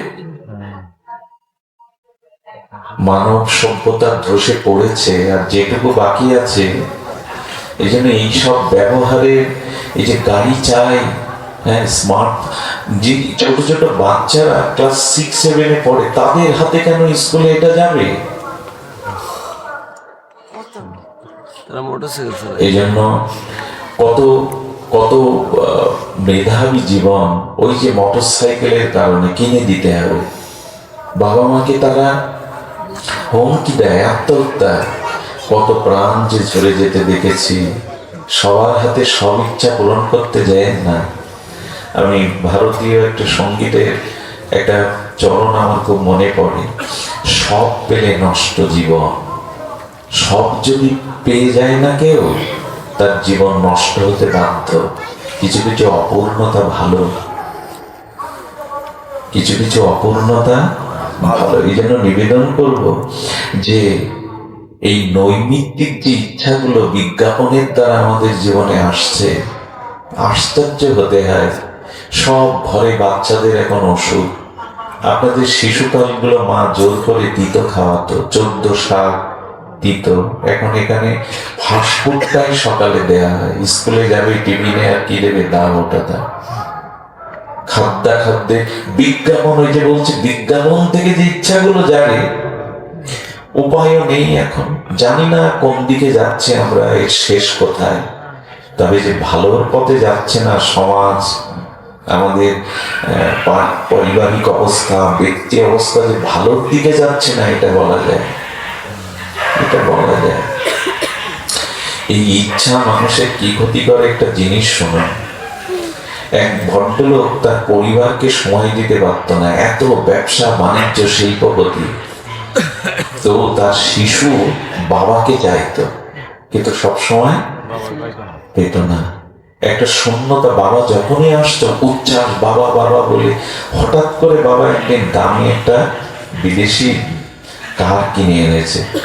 বাচ্চাটা বাচ্চাটা মানে একেবারে বাচ্চা নয়, বোধ হয়েছে ক্লাস 3-তে পড়ে। বাবাকে দেখে, নতুন গাড়ির মধ্যে বাবাকে দেখে ও পরমানন্দে আনন্দে নাচতে নাচতে বাবা বাবা বাবা বলতে, গাড়ি গাড়ি বলতে বলতে এগিয়ে গেছে। বাবা গাড়ি থেকে নেমে গাড়িটা দেখাচ্ছে, এত দামি এত সুন্দর। ছেলেটার পাশে একটা পাথর ছিল, সত্য ঘটনা শুনে, উত্তরপ্রদেশে। ওই পাথর দিয়ে বাবাকে অনেকদিন পর গাড়ি সহ পেয়েছে। পাথর দিয়ে ও ভেতরে এরকম খটখট করে কি লিখছে, আর ওই দামি গাড়িতে পাথর ঠোকরাচ্ছে দেখে তার বাবার এতটা রাগ হয়ে গেল, এসে এমন একটা চপাটাঘাত করলো, ওইখান থেকে ও নিচে পড়ে গিয়ে পাথরে মাথাটা লেগে ওখানে মারা গেল। গাড়ির মধ্যে পাথর দিয়ে কি লিখেছিল জানেন? বাবা আই লাভ ইউ, আমি তোমাকে ভালোবাসি। অনেকদিন পর পেয়েছি তো। এই জন্য সময় দিন। নিজের ভোগ বিলাস ইচ্ছার পিছনে যদি ছুটতে থাকেন, পরিবার লোপাট হয়ে যাবে। সময় দিন, তাদের অধিকার আছে আপনাকে কাছে পাওয়ার। আজ মানুষ বাইরে আড্ডা দেয়, অথচ ঘরের মধ্যে স্ত্রী পুত্র নিয়ে, তাদের নিয়ে খেলা করুন, গল্প করুন, ওদের সময় দিন। দেখবেন সব উজাড় হয়ে যাবে, সব উজাড়। বাইরের ইচ্ছাটা, বিজ্ঞাপনের ইচ্ছাটা, ভোগের ইচ্ছাটা। আমি গাড়িতে তো আমি নিশাচর বলে আমার অনেকে, আমি রাতেই চলি, সারা জীবন পথেই রাত কাটে। তো দেখেছি ব্রিজের উপরে, হ্যাঁ, খালের পাশে, নদীর পাশে বর্তমান যারা কিশোর যুবক তারা নেটে আবদ্ধ হয়ে আছে। বড় কষ্ট লাগে। বিশ্ববিদ্যালয়ের সামনে যান রাত 2টোর সময়, তারা আবদ্ধ, ঘুম নেই চোখে। কোথায় যে বর্তমান প্রজন্ম চলেছে, বাইরে বিজ্ঞাপনের রঙিন যুগ থেকে যদি বাঁচাতে চান, পরিবারকে সময় দিন। পারলে ছেলে মেয়েকে নিয়ে একটু ভাগবতে আসুন, একটু মনকে এগুলো তাদের বাঁচাতে পারে, এগুলো তাদের বাঁচাতে পারে। এই জন্য আমরা বন্ধন মুক্তি চাই কেন জানেন? আমাদের স্বভাব স্বাভাবিক হলো নিরাপত্তা চাই, সুখ চাই, অমৃত চাই, সুরক্ষা চাই, বড় হতে চাই। আর এগুলো চাওয়ার মানেই হলো ভগবানকে চাওয়া। এটার নামই বন্ধন মুক্তি। স্বরূপে স্থিতি হওয়ার নামই। আর দেখবেন আমাদের স্বাভাবিক হলো, যে প্রাণীর ভিতরে স্বভাব যেমন সে সেদিকেই।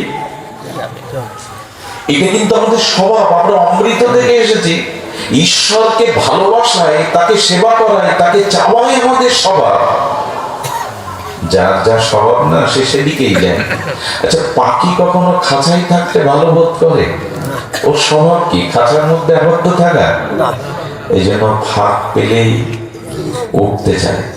জলকে আপনি মোটরে দিয়ে যতই 5 তলায় তুলুন, ওর স্বভাব হলো বিন্দু আকারে। জল কোন দিকে যেতে চায়? নিচের দিকে। যার ভেতরে যার স্বভাব, সেদিকেই তার গতি প্রকৃতি যাবে। জল আপনি 5 তলায় মোটর দিয়ে তুলুন বিন্দু বিন্দু করে। আচ্ছা, আগুনকে নিচের দিকে নিতে পারবেন? আগুনের শিখা, সে প্রদীপ জ্বালান, আগুন জ্বালান, কাঠ জ্বালান, কখনো আগুনের শিখা নিচের দিকে নিতে পারবে? কোনোদিন পারবে না। যতই নিচের দিকে নিতে যাবে, কারণ আগুনের সৃষ্টি সূর্য থেকে। যার যেখানে গতি প্রকৃতি স্বভাব, সে সেই দিকে। মাটির ঢেলাটা উপরে ছুড়ে দিন, উপরে দাঁড়াবে না। ওর জন্ম তো মাটিতেই, ও মাটিতেই আসতে চাইবে। এই জন্য যার যার স্বরূপ, তার ইচ্ছাটা সেই দিকে। আর বাতাস কখনো এক জায়গায় আটকে থাকে? বাতাসের স্বভাব বহমান। নদীর স্রোত, ওকে বাঁধ দিয়ে আটকে দিন, ওই স্ফীতি হতে হতে বাঁধ ভেঙে ছুটবে। আমাদের স্বভাব ভগবানের কাছ থেকে এসে তার কাছে ফিরে যাওয়া। কিন্তু এটা বাধাগ্রস্ত হচ্ছে এই কামনা বাসনা মায়ার সংসারে। এই জন্য জালে আটকে গিয়ে একটু ছটফট করুন, যাতে জাল কেটে বেরোনো যায়। ভাঙা, ফরিদপুর, মকসেদপুর এই অঞ্চলের মানুষের কথা আমাকে ইন্ডিয়া থেকে মানুষরা কল করে বলেন, বাংলাদেশের অন্তর অঞ্চলের বিনমঙ্গলজি ওখানে কি পেয়েছেন, এত জান কেন আমাদের কাছে আসেন না? আমার মাঝে মাঝে মনে হয় আপনারাও হ্যামিলানের বাসিয়ালার মতো কোনো মুক্তির গান শুনেছেন। আর এইভাবে ভাগবতের রুচি হয় না। আপনাদের মধ্যেও কোনো বাঁশির সুর বেজেছে, নাহলে এত কষ্ট করে এত গুণীজন সুদীজন আপনারা আসতেন না। এই জাল ছিঁড়ে বেরোবার একটু ছটফটানি থাকুক ভেতরে। কবে গুরু গোবিন্দের কৃপায়, কবে সাধুর কৃপায় এই জাল থেকে আমরা মুক্তি পাবো। এই জন্য নিজের রূপের দিকে আর না, এবার স্বরূপের দিকে তাকান। আমি তোমারই রাধারানী, আমি আর কারো নই, আমি তোমারই, আমি আর কারো নই। এই জন্য ভগবানের প্রতি দেখুন, আমাদের এই যমুনার স্রোত বইছে, যমুনার স্রোতটা বইছে, তেমনি আমাদের ওই জন্ম মৃত্যু স্রোত কবে থেকে বইছে জানি না। কতবার জন্মেছি, কতবার মৃত্যুর স্বাদ নিয়েছি, কত কর্মফল ভোগ করেছি। দেখবেন এই যে জন্ম মৃত্যু জরা ব্যাধি এই স্রোতে ভাসছে, আরো কতকাল ভাসবো ঠিক নেই। এত নিশ্চিন্ত হয়ে বসে থাকবেন না। এই যে আচ্ছা কামনা বাসনা নিয়ে মৃত্যুবরণ করছে, আবার সেটা পূরণের জন্য আসছে। এখানে কোনো বাসনা নিয়ে মারা গেলে ওই বাসনা রাধে রাধে রাধে। এই যে বাসনা কামনা যতদিন আছে ততদিন কর্মফল আছে, পাপ পুণ্য যতদিন আছে ততদিন কর্মফল। ওই পাপ বা পুণ্য ভোগ করতে বারবার আমাকে নদীর স্রোতের মতো আসতে হবে। দেখবেন একটা জিনিস সতর্ক বাণী জানায়, কর্মফল কিন্তু আপনাকে খুঁজে নেবে, কর্ম হারাবে না। আচ্ছা 100টা 1000টা গাভীর মধ্যে আপনার গাভী ছেড়ে দিয়েছেন, ওই 1000 গাভীর মধ্যে আপনার গাভীকে আপনিও সহজে খুঁজে, 1000 গাভীর মধ্যে আপনার গাভীটাও ছেড়ে দিয়েছেন, সহজে পাবেন না। কিন্তু ওই গাভীর বাছুরটা ছেড়ে দিন, ও দেখবেন 1000 গাভীর মধ্যে ওর মার বাট খুঁজে নেবে। বাছুর যেমন 1000 গাভীর মধ্যে বৎসটি তার মা গাভী খুঁজে নেয়, তেমনি 1000 জন্ম পরেও কর্মফল আপনাকে খুঁজে নেবে, ছেড়ে দেবে না। কর্মফল আপনাকে খুঁজে নেবে। আমার জীবনে এমন হলো কেন, এমন হওয়া উচিত না, এইসব কথা না। কর্মফল আপনাকে খুঁজে নেবে। কর্মফলের হাত থেকে আমাদের নিষ্কৃতি নাই। কর্ম আমাদের এমনি করে আমাদের, আচ্ছা আমাদের কর্ম 3 প্রকার, একটু ধ্যান দিয়ে শুনতে হবে। কর্ম ক্রিয়ামান, সঞ্চিত, প্রারব্ধ। বর্তমান এই মুহূর্তে আমি ইন্দ্রিয় দেহ দিয়ে যে কর্ম করছি এর নাম ক্রিয়ামান। আর এই ক্রিয়ামান কর্ম যখন অতীত হয়ে যায় তখন তাকে বলে সঞ্চিত। অনাদিকাল কর্ম করেছি, পাপ বা পুণ্য ভালো মন্দ, ওগুলো সঞ্চয়, তাকে বলে সঞ্চিত কর্ম। আর ওই সঞ্চিত কর্ম যখন পাপ বা পুণ্যের শুভ বা অশুভ, দুঃখ বা সুখ ফল রূপে আমার সামনে আসে, তখন তার নাম হয় প্রারব্ধ। কি কি বললাম? ক্রিয়ামান, সঞ্চিত, প্রারব্ধ। এই প্রারব্ধ সহজে কেউ যদি আজকে পাড়া খায়, 10 বছর পরেও সেই পাড়ার বিস্ফোরক তার দেহে বেরোবে, হজম হবে না। পাপ যদি কেউ করে গান্ধারী বলছেন, আমি গত 50 জন্ম কোনো পাপ করিনি, আমার শতপুত্রের শোক পেতে হবে কেন? আমি চিন্তা করতে পারেন যে গত 50 জন্ম আগের কথা বলতে পারে। সেই গান্ধারী শ্রীকৃষ্ণকে প্রশ্ন করছেন, পুত্র শোক পাওয়ার তো কথা না, গত 50 জন্মে আমার কোনো পাপই নাই। শ্রীকৃষ্ণ বলছেন 50 জন্মের আগের জন্মের কথা তোমার জানা নাই, জানা নাই তোমার। এই জন্য পিয়ন যদি কোনো দুঃসংবাদের চিঠি আপনার কাছে দেয়, এটা পিয়নের দোষ না, পিয়ন তো বহন করে এনেছে। এই জন্য জীবনে যা কিছু ঘটছে অন্য কারো, আমি ভালো স্ত্রী পাইনি, ভালো স্বামী পাইনি, ভালো পরিবেশ পাইনি, পাওয়ার কথা না, এগুলো দোষ কারো নয়, আমার প্রারব্ধ কর্মই আমাকে এইখানে এইখানে এনেছে। এই জন্য হাহুতাশ করে মানসিক রোগগ্রস্ত হলাম না, এইটা কেন পাইনি, এমনকি তোমার যেটা প্রাপ্তি, বাছুরটা যেমন তার মা গাভীকে সহস্র গাভীর মধ্যে খুঁজে নেয়, কর্মফল তোমাকে খুঁজে নেবে।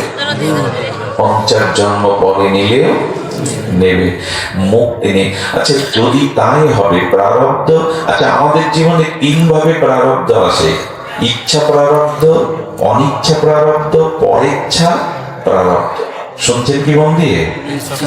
ইচ্ছা প্রারব্ধ মানে যেটা ইচ্ছা হয়েছিল ছেলেটা মেডিকেলে ভর্তি হোক, ইচ্ছা প্রারব্ধ পূর্ণ হয়ে গেল। অনিচ্ছা প্রাপ্ত মানে মাঝে মাঝে বললেন এটা চাইনি, তাও হয়ে গেল আমার, এটা অনিচ্ছা প্রারব্ধ। আর পরেচ্ছা প্রারব্ধ মানে পরের দ্বারা যে আমার জীবনে ঘটছে, আমার দ্বারা হয়নি। দুজন মারামারি করলে আমি দাঁড়িয়ে আছি, পুলিশ আমাকে ধরে নিয়ে গেল। একবার পত্রিকায় লিখেছে যে রামস্বরূপ চুরি করার দায়ে ফলস্বরূপ পুলিশ আটকেছে। সাংবাদিকদের ভাষা তো, রামস্বরূপ তার নাম, রামস্বরূপ চুরির দায়ে ফলস্বরূপ ধরা পড়েছে, মানে চুরির ফলে ধরা পড়েছে। একজন অল্প বিদ্যা ভয়ঙ্করী পাঠ করতে গিয়ে বলছে ফল, হ্যাঁ বলছে রামস্বরূপ চুরি করলো আর ফলস্বরূপ রে ধরলো। আসলে ফলস্বরূপ ধরা পড়েছে, কিন্তু অল্প বিদ্যা তো, ও পরে বলছে রামস্বরূপ করলো চুরি, বিচার দেখো ফলস্বরূপের ধরেছে। আমরা মাঝে মাঝে বিচার খুঁজি, আমার জীবনে এরকম হওয়ার কথা ছিল না, আরে এটা তোমার ফল, তোমাকে পেতেই হবে। কর্মফল যদি থাকে না, তাহলে কি হয় জানেন, পোড়া মাছও লাফিয়ে যায়। তবে একটা কথা বলি, কথাটা তুলসীদাস গোস্বামী, খুব ধ্যান দিয়ে, আমি বেশিক্ষণ নেব না, আপনাদের অত্যাচার করবো না শীতের রাতে। তবে এইটুকু বলি, গ্রহ দোষ, এই যে শনি, রাহু, কেতু, মঙ্গল ইত্যাদি গ্রহ দোষ মানুষের জীবনে প্রভাব ফেলে, কিন্তু আমি বলবো কি, যদি কর্মফল যা আছে তাই ঘটবে, তাহলে তোমার চরণে আসবো কেন? তুমি দয়াময়, তুমি কৃপাময়, তুমি সর্বশক্তিমান, তুমি অচিন্ত তত্ত্ব, তুমি সবই পারো। গোবিন্দ তোমার চরণে, রাধারানী তোমার চরণে, গুরুদেবের চরণে যেতে যাবো কেন? যা ঘটবার তা যদি ঘটবে তো তোমাকে ডেকে লাভ কি? তোমার চরণে শরণ নিয়ে লাভ কি? প্রশ্ন তো এটা আসবেই। তাহলে ভজন সাধন কি দেবে? কর্ম যা ঘটবার তা যদি ঘটবে, ভজন সাধন কি দেবে আমাদের? তবে শুনুন, তুলসীদাস বলছে কারো জীবনে যদি নবগ্রহের প্রকোপ পড়ে, 9টা গ্রহ আছে, বললেন আরেকটি গ্রহ আছে, ওই গ্রহকে যদি ধারণ করো তাহলে এই নবগ্রহ তোমার ক্ষতি করতে পারবে না। সেই গ্রহের নাম শুনতে ইচ্ছে করছে তো? নবগ্রহ আপনাকে বঞ্চনা করতে পারবে না যদি আরেকটি গ্রহের শরণ নেন। তুলসীদাস গোস্বামী বলছেন সেই গ্রহটি হলো ভগবানের অনুগ্রহ। নবগ্রহের উপরে আছে ভগবানের অনুগ্রহ। আচ্ছা, ভগবানের অনুগ্রহ থাকলে কর্মফল যে আসবে না আসবে। আচ্ছা, একটা হাঁড়িতে দুধ চাল দিচ্ছেন, দুধটা উড়লে যাচ্ছে, আপনি দ্রুত গিয়ে, দুধ নষ্ট হয়ে যাচ্ছে, দ্রুত গিয়ে হাঁড়িটা ধরলেন, গরমে হাত সেকা লেগে গেল, হাঁড়িও ধরে রাখতে পারলেন না, উল্টে দুধও পড়ে গেল। আর একজন ব্যক্তি একই অবস্থায় কি করে জানেন, একটা ভাঙা নিয়েছেন, গামছা বা ভাঙা নিয়ে দ্রুত গিয়ে ধরে, হাঁড়িও পড়েনি, দুধও উল্টে যায়নি, আর হাতেও, ক্রিয়া তো একই। বলে ভগবানের চরণ আশ্রয় করলে কর্মফল আসে না তা না, আসে। ভগবত কৃপায় অবশ করা রোগীকে ডাক্তার কাটলে যেমন বুঝতে পারে না, আমার ভক্তের কর্মফল এসে যায়, কিন্তু তাকে কাবু করতে পারে না, তাকে শেষ করে দিতে পারে না, তার সময় ভগবান দিয়ে দেয়। অবশ করে কাটলে রোগী কি করে বুঝবে? একটা জিনিস বলি, যদি ভগবানের চরণে শরণ নেন, স্বপ্নের মধ্যেও কর্মফল বনিয়ে নেয় ভগবান, বাস্তবে যেটা হওয়ার। আরে এক জ্যোতিষী হাত দেখে বলছেন আগামী 3 মাসের মধ্যে তার রাজদণ্ড আছে, রাজা তাকে কোনো অপরাধে চুনকালি মাখিয়ে জুতোর মালা পরিয়ে রাজ্য ছাড়া করবে। শ্রেষ্ঠ জ্যোতিষী হলে কি হবে, দেখছে যে স্পষ্ট হস্তরেখা। সাধুর চরণে গিয়ে বললেন একটা উপায় করে দিন। সাধু বললে উপায় আছে, পারবে তুমি? ওই যাও বৃন্দাবনের একটা জঙ্গলের মধ্যে দেখিয়ে বলছেন ওখানে জপ করো, রাত দিন হরে কৃষ্ণ মহামন্ত্র জপ করো, ঘুম আসবে, তোমার তো অভ্যাস নেই, ঘুমিয়ে না, জপ করো।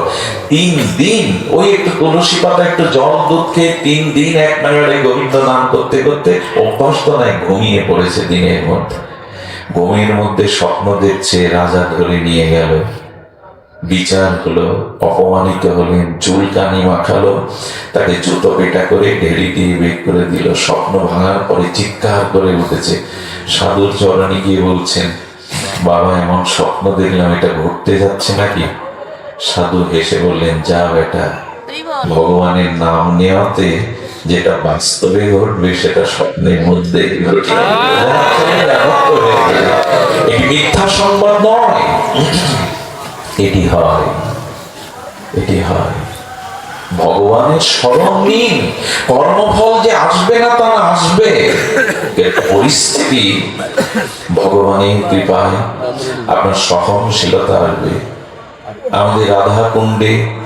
আমাদের শ্যামকুণ্ডে সঙ্গমস্থলে এক বাবাজি মহারাজ থাকতেন, প্রায় 24 ঘন্টার মধ্যে 18 ঘন্টায় ভজন করতেন।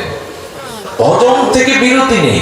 কয়েকদিন দেখছে একটা কালো ছায়া ঘুরছে সামনে, আশেপাশে ঘুরছে বাতাস। বলে কে তুমি, এমন করে ঘুরছো কেন? বলে তোমার প্রারব্ধ। কি প্রারব্ধ? তা 12 বছর তুমি কঠিন রোগে ভুগবে, তোমার কর্মফল আছে। তো যে ভুগছো না কেন আমার মধ্যে? বলে আরে তুমি যেভাবে ভজন করছো তোমার মধ্যে আমি ঢোকার অবকাশই পাচ্ছি না। রাধাকুণ্ডের ঘটনা। বারবার ঘুরছে, তখন বলছেন আমি কর্মফল এড়াতে চাই না, তুমি আমার মধ্যে আসতে পারবে, তবে 12 বছর সময় তোমাকে দিতে পারবো না, আমি ভজন ছাড়া থাকতে পারবো না। বলে তাহলে 12 মাস দিন, বলে সেটাও সম্ভব না। বলে 12 দিন বলে সেটাও সম্ভব না, আমি তোমাকে 12 ঘন্টা আমার ভিতরে প্রবেশ দিয়েছি, কর্মফল আমি এড়াবো না। ভক্ত কখনো ভগবানকে বলে না আমার দুঃখ না, সুখ জলাজালি না, আসুক তবে ক্ষমতা দাও যেন হাসি মুখে কর্মফল শোধ করে যেতে পারে। ওটি ভোগ না করলে আমাকে আবার আসতে হবে, আবার আসতে হবে। তাই দুঃখ ব্যাধিকে হতাশাগ্রস্ত না হয়ে ভগবানকে স্মরণ করুন, তার চরণ আঁকড়ে ধরে তার কাছে নিবেদন করুন, দুঃখ আসুক, বিপদে মরে রক্ষা করো এ নহে মোর প্রার্থনা। আহা, বিপদে রক্ষা করো এটা আমার প্রার্থনা নয়, বিপদ আমার কর্মফলে আসুক, দুঃখ জ্বলা আসুক, সইবার শক্তি দাও, মেনে নেওয়া তোমার মঙ্গল বিধানকে বুঝবার মতো শুদ্ধ জ্ঞান দাও। মা সন্তানকে রসগোল্লা খাওয়ায়, চুমো দেয়, আবার গালে চড় মারে, চড় মারাটাও তার মঙ্গলের জন্য, কিন্তু সন্তান বুঝতে পারে না। এই জ্ঞানটা আসে ভজন করলে, যে প্রভু তোমার কৃপায় কর্মফল আসুক, আমি যেন মেনে নিতে পারি, সইতে পারি। শুধু ভক্তগণ একটা জিনিস বলে পাঠ বিশ্রাম করি, কর্মফল জ্বালাবে। আচ্ছা, রাস্তা দিয়ে হাঁটুন, রাজপথ দিয়ে খুব জ্বালা, হাঁটতে গেলে কলার খোসা আছে কিনা, ডাইনে মোটরসাইকেল আছে কিনা, বামে কেউ ধাক্কা দিল কিনা, কত ঝামেলা বলুন তো। কেউ যদি উপরের দিকে আবার হাঁটতে চায় আর এক জ্বালা, উপরের দিকে দৃষ্টি দিয়ে হাঁটলেই তো হোঁচটকে দেয়, আবার খুব নিচের দিকে তাকিয়ে হাঁটলেও আর এক জ্বালা। রাস্তায় চলাটা খুব জ্বালা। একটা কথা বলি, আপনি বিশ্বাসের টিকিট কাটুন আর শ্রদ্ধার সিটে বসুন, আর শরণাগতি গোবিন্দের এসি বাসে চলে যায়, তখন উঁচুর দিকেও তাকালে ক্ষতি নেই, ডানে বামে তাকালেও ক্ষতি নেই, ওই এসি বাস আপনাকে পৌঁছে দেবে। শরণাগতির ভগবানের বাস, বিশ্বাসের টিকিট আর শ্রদ্ধার সিটে বসে যান, আর আপনি এদিক ওদিক তাকালেও আপনার চিন্তা নেই, আপনি লক্ষ্যে পৌঁছাতে পারবেন। শুধু এইটুকু বলি, ভগবানকে ভালোবাসুন। দ্রৌপদীর কর্মফল ছিল বস্ত্র হরণে, তার কর্মফল ছিল, কিন্তু বস্ত্রেও কে জোগালো? গোবিন্দ। কেন জানেন? গোবিন্দের হঠাৎ আঙুল কেটে গেছে একদিন, আঙুলটা কাটার সাথে সাথে যখন রুধির ঝরছে, তখন তার প্রেয়সী বরা যারা পটরানী রানী সব রানীগণ রুক্মিণী সত্যভামা কি করেছে জানেন? দাসীদের বলছে একটা পটি আনতো, প্রভুর হাত কেটে গেছে। আরে রুক্মিণী সত্যভামা ঘরের মধ্যে পটি আনতে গেছে, পাশে দ্রৌপদী দাঁড়িয়েছিল, দ্রৌপদী তার রেশমের কাপড়টা সঙ্গে সঙ্গে ভাল করে ফেলেছে। চিন্তা করতে পারে, রুক্মিণী সত্যভামা পটি খুঁজতে গেছে, কাপড় খুঁজতে গেছে, দ্রৌপদী তার রেশমের কাপড়টা ছিঁড়ে দিয়ে গোবিন্দের ওখানে যখন বেঁধে দিল। কৃষ্ণা, দ্রৌপদীর আর এক নাম কৃষ্ণা। কৃষ্ণা, দামি কাপড়টা ছিঁড়ে ফেললে। দ্রৌপদীর চোখে তখন জল, বলছে কাপড় কেন? হে শ্যাম, গায়ের চামড়া দিয়ে যদি তোমার চরণে একটা ছোড়া করে দিতে পারি। কৃষ্ণের চোখে কলচল করে উঠল জল। মনে মনে বললেন দ্রৌপদী, যদি কখনো সময় আসে এই বস্ত্রের প্রতিদান আমি তোমায় দেব। ভগবানকে ভালোবাসলে না, দ্রৌপদীর বস্ত্র হরণে গোবিন্দ বস্ত্রের রূপ ধরে তাকে লজ্জা নেবেন। কিছু করুন, কিছু ত্যাগ স্বীকার করুন ভগবানের জন্য, ভক্তের জন্য। একসময় ওটা পাবেন, পাবেন। গতদিন আমি বলি, সেবা করতে থাকুন, মানুষের কল্যাণে, ঈশ্বর প্রীতিতে, ভগবান প্রীতিতে একটু কিছু ছাড়তে থাকুন, ত্যাগ করতে থাকুন, ফিরে আসবে একদিন। সবশেষে এইটুকু বলি, কর্মফল যায়, কর্মফল রোধ হতে পারে যদি পুরুষার্থ করেন, ভজন করেন, গভীরভাবে যদি ভজনে মনোনিবেশ করেন, তবে ভজনের দ্বারা কর্মফল রোধ হয়। তার একটা প্রকৃষ্ট দৃষ্টান্ত আছে। জজ কোর্টে যে মামলার রায় হলো, তা যদি আপনার রায় সম্মতি না হয়, কোন কোর্টে যায় হবে? হাইকোর্টে। হাইকোর্টের রাও যদি আপনার সম্মতি না থাকে, কোথায় যান? সুপ্রিম কোর্টে। সুপ্রিম কোর্টের রায়ের পরে আর কোন কোর্টের রায়ের অপেক্ষা আছে কি? সুপ্রিম কোর্ট বেঞ্চ যেটা রায় দিয়ে দিল, ফাঁসি ডেকে দিল, আর কোন কোর্টের দরজা, আর কোন জজ ম্যাজিস্ট্রেটের দরজা। কিন্তু ওই ফাঁসির আসামি তখনও মুক্তি পেতে পারে, একটা পথ খোলা আছে, যদি দেশের রাষ্ট্রপতি তাকে ক্ষমা করে।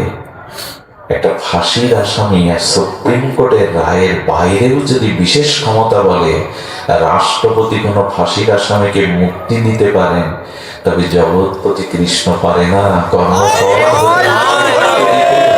অবশ্যই ভগবান মুক্তি দিতে পারে। ভগবানের চরণে শরণ নিন, তার নাম আশ্রয় করুন। সুপ্রিম কোর্টের রায় রোধ করতে পারে রাষ্ট্রপতি, গোবিন্দ পারে নাকি? এই জন্য দয়া করে দুঃখ, কষ্ট, যন্ত্রণা ভগবানকে জানান, শ্রী গুরুদেবের চরণে সমর্পণ করুন। সবশেষে এই মধুরতি মধুর কথাটি আর একবার স্মরণ করিয়ে দিয়ে পাঠ বিশ্রাম করি। মা যশোদা যমুনাতে যাচ্ছে, ভাগ্যবতী ব্রজবাসী মায়েরাও যশোদার সাথে যাচ্ছে। কেন জানেন? গোপালের নামে প্রদীপ দেবে যমুনা মায়েকে। তো গোপাল তখন বলছে, মা আমি যাব, মা আমি তোমার সাথে যাব। গোপাল যখন মায়ের কাছে কোনো দাবি করেন, মা এড়াতে পারে না, বলে তুই থাক গোপাল। বলে না মা, যাবো, পূজা দেখতে যাব, যমুনা দেখতে যাব। যমুনার কোলে এসে প্রদীপ পর্যটন করে মায়েরা ভাসিয়ে দিয়ে চোখ বন্ধ করে প্রার্থনা করছে, আমাদের গোপাল যেন সুখী হয়, গোপাল যেন ভালো থাকে। কৃষ্ণ চোখ খুলে দেখে মা যশোদা সহ সব ব্রজ মায়েদের চোখ বন্ধ। কৃষ্ণ হঠাৎ যমুনায় লেবে পড়েছে, লেবে পড়ে যে প্রদীপ ভেসে যাচ্ছিল, ডেকে ডেকে বলছে, না আমার কাছে ফিরে আয়, ভেসে যাস না, ফিরে আয়। কিছু প্রদীপ এলো, গোবিন্দ পীত বসনে, তার পীতবরণ বসনে প্রদীপগুলো বেঁধে নিল, নিয়ে আবার মা চোখ খোলার আগে উঠে গোবিন্দ চোখ বন্ধ করে প্রার্থনারত। মা দেখতেন, হ্যাঁ গোপাল প্রার্থনা করতে আমাদের মতো করে। কেমন গোপাল? মা প্রদীপ দেয়া পূজা হয়ে গেছে, যেমন আর হেরে গেছে, চল। আসতে গিয়ে দেখে সেই পুডলিতে বাঁধা প্রদীপগুলো মাটির প্রদীপ, তো শব্দ হচ্ছে, গোপাল এসছিলি তো খালি হাতে, এই পুডলির মধ্যে কি?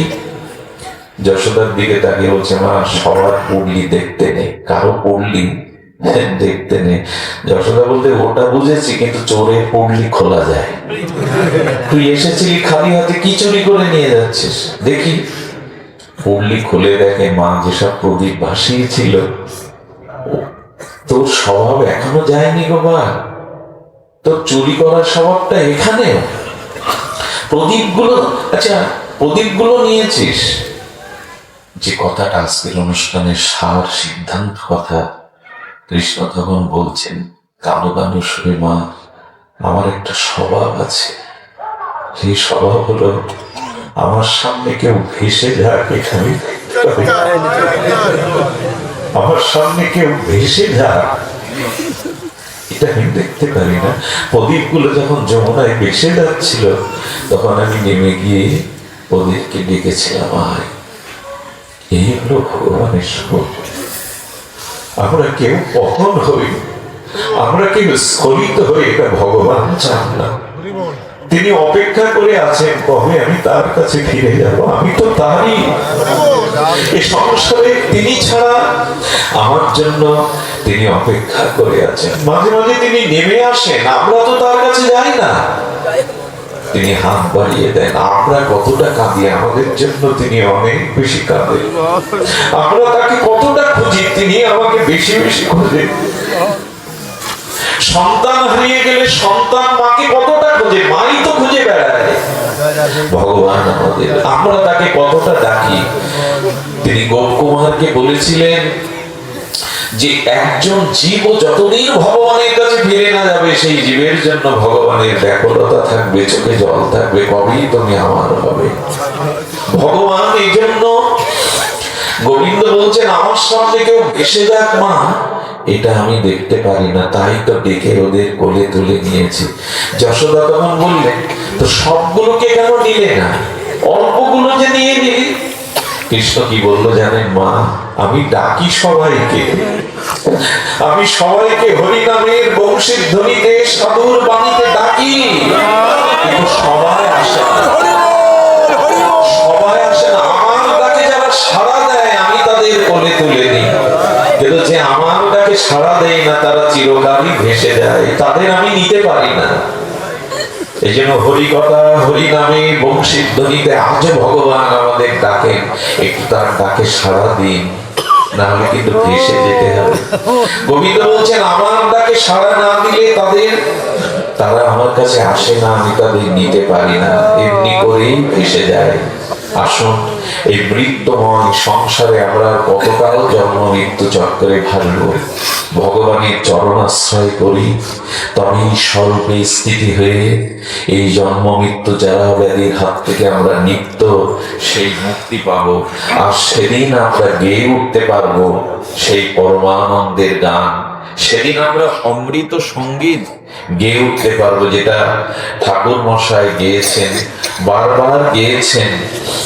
জয় জয় শ্রীকৃষ্ণ চৈতন্য নিত্যানন্দ, জয় অদ্বৈত, জয় গৌর ভক্তবৃন্দ, কৃপা করি সবই মিলে করো হে করুণা। এই দেখুন ঠাকুর মশাই প্রার্থনা, কৃপা করি সবে মিলে করো করুণা, অধম পতিত জনে না করিও ঘৃণা। প্রভু আমাকে দূরে ঠেলে দিও না, আমি পতিত হতে পারি। এদিন সংসার মাঝে তুয়া পদ সার, ভাবিয়া দেখুন মনে গতি নাহিয়া। ঠাকুর মশাই ভাষা ভাষা নয়, ভজন অনুভূতির রস দিয়ে গড়া এক একটি শব্দ। এদিন সংসার মাঝে তুয়া পদ সার, ভাবিয়া দেখেন মনে গতি নাহি। হে গোবিন্দ, হে রাধারানী, তোমার চরণ ছাড়া তো গতি নেই। এই তিন ভুবনে তোমার চরণ ছাড়া আমাদের সার। সে পথ পাবার আসে খেয়ে দুটে মনে, ব্যাকুল হৃদয় সদা করিবে ক্রন্দনে। আচ্ছা ওই চরণ পাওয়ার জন্য যদি খেয়ে দুটে বোঝা যায় কি করে জানেন? তার চোখে অবশ্যই কৃষ্ণ বলে চোখে জল আসবে, হৃদয়ের ক্রন্দন আসবে, তোমায় পাওয়া হলো না, তোমার কাছে যাওয়া হলো না, তোমার ভজন হলো না। এই খেদ উঠবে তার হৃদয়ে। অন্য আপনাকে পাগল বলতে পারে, আবেগী বলতে পারে, এটা আবেগ নয়, এটা পাগলামি নয়। টাকার জন্য, স্ত্রী পুত্রের জন্য মানুষ কত কাঁদে, কৃষ্ণ পেলাম না বলে কজন কাঁদতে পারে। কান্নাটা কান্না নয়, এটা অনেক বড় পাওয়া। এই জন্য বললেন সে পথ পাওয়ার আসে খেয়ে দুটে মনে, ব্যাকুল হৃদয় সদা করিবে ক্রন্দনে। কিরূপ পাইব কিছু না পাই সন্ধান, প্রভু লোকনাথ বড় নাহিক স্মরণ। তুমি তো দয়াল প্রভু, চাহো একবার নরোত্তম হৃদয়ের ঘুচাও অন্ধকার। এই হোক আমাদের প্রার্থনা, আমি না চাই তুমি আমাকে চাও। আমি বারবার দূরে সরে যাই, তুমি আমাকে ডেকে নাও। এই প্রার্থনায় আজ বাকি অনুষ্ঠান সুসম্পন্ন হোক। বাবাজি মহারাজের আশ্রমের অনুষ্ঠান মাঙ্গলিকের রূপ নিক, পরম শুভ ফল প্রদান করুক এই প্রার্থনা।